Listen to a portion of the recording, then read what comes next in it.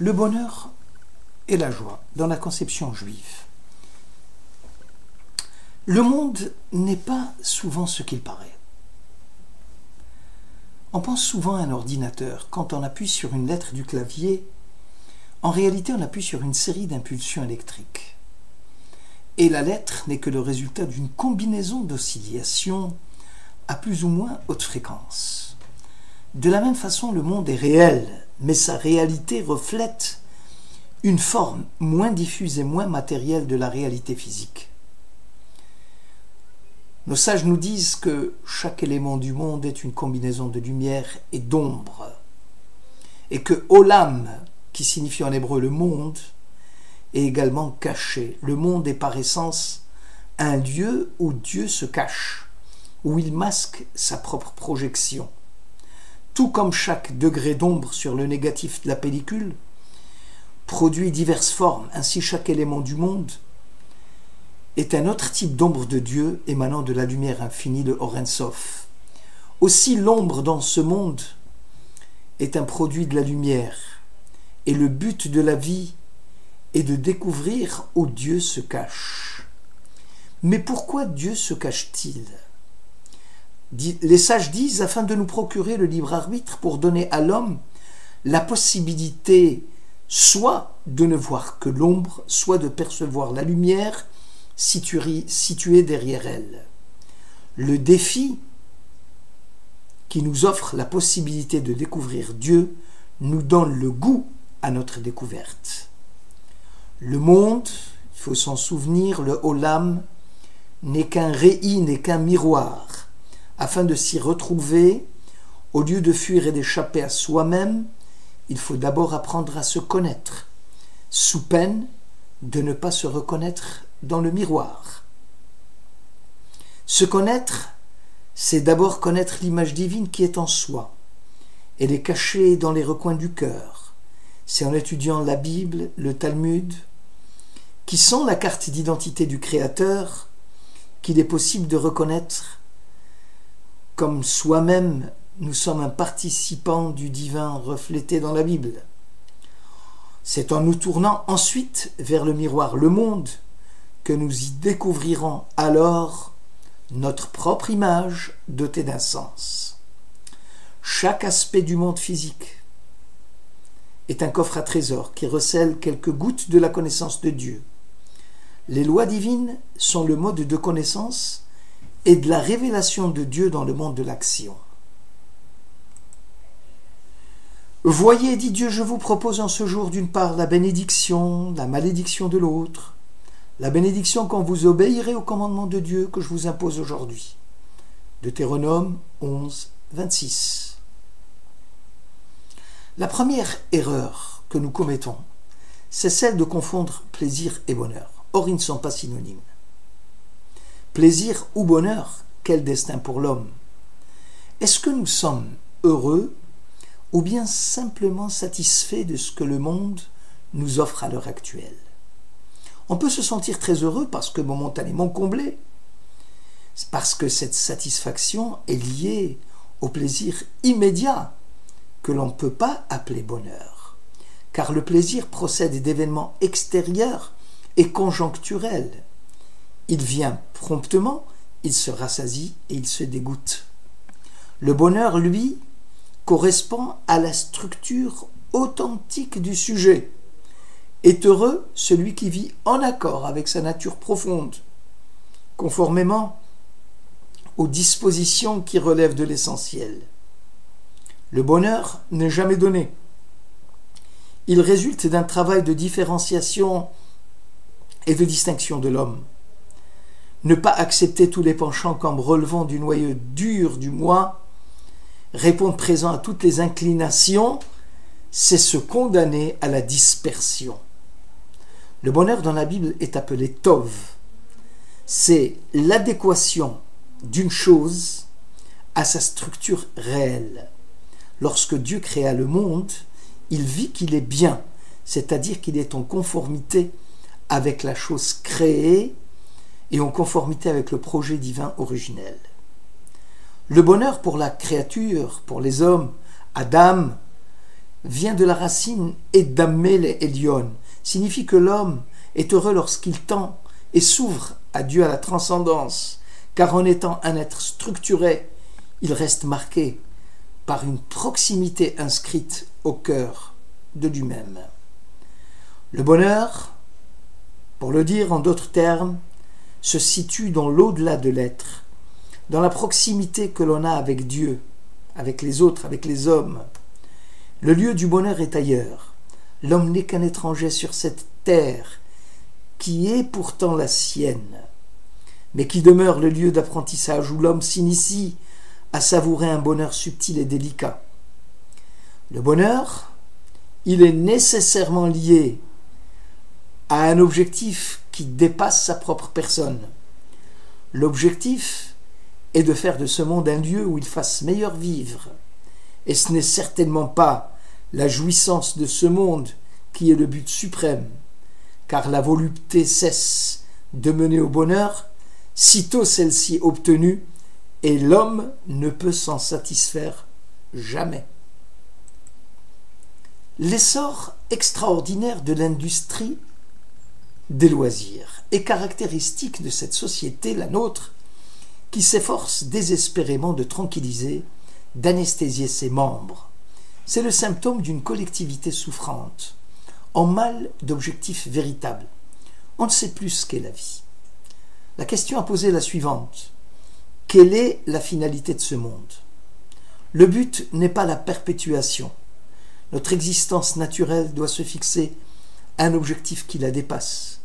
Des aspirations telles que la paix, la coopération entre les peuples, la prospérité économique, acquièrent toute leur valeur, parce que cette fois-ci, à la lumière divine, elles deviennent partie intégrante de ce but. Le raisonnement devient un raisonnement en cercle vertueux, parce que l'objectif suprême, c'est celui d'être heureux avec Dieu.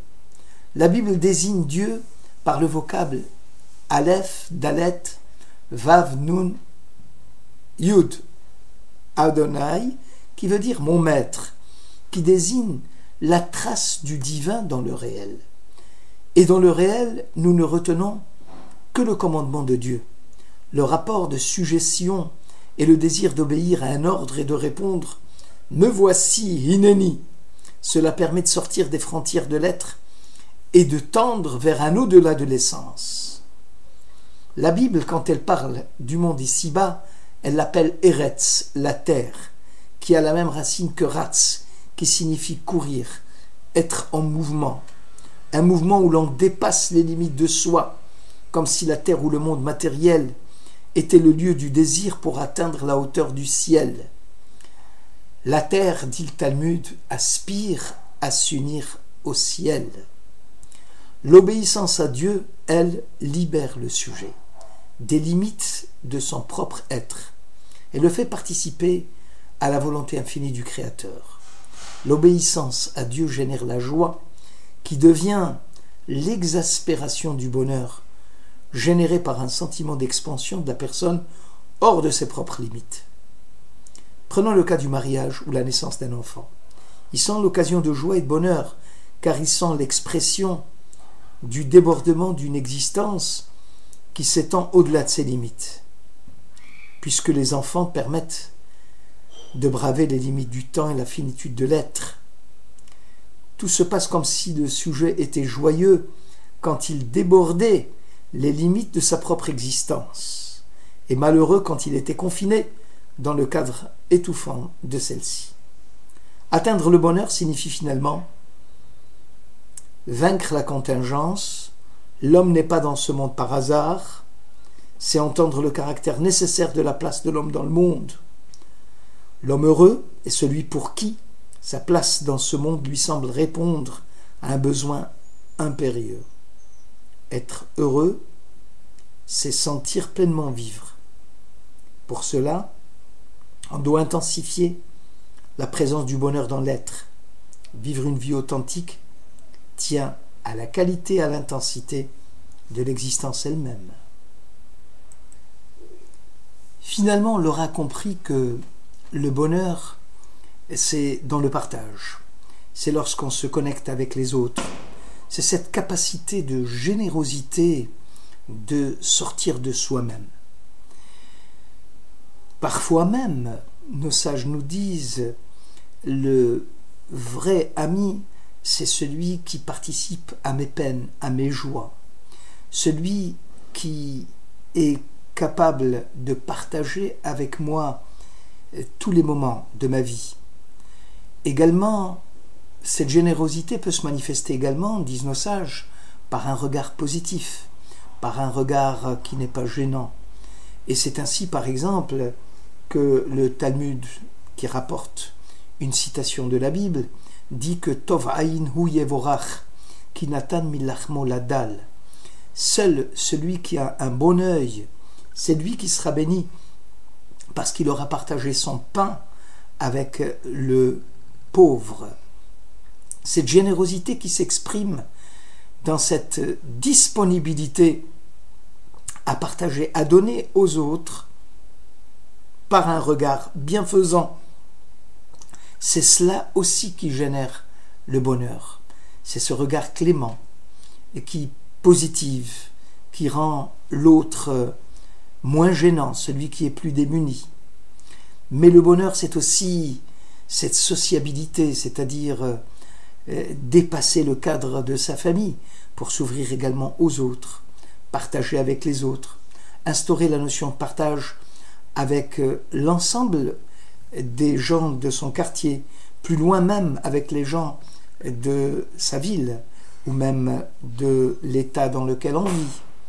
Et c'est cette poursuite de cette chose qui permet de sortir de sa tour d'ivoire, de ne plus vivre dans un monde en huis clos qui est source de malheur.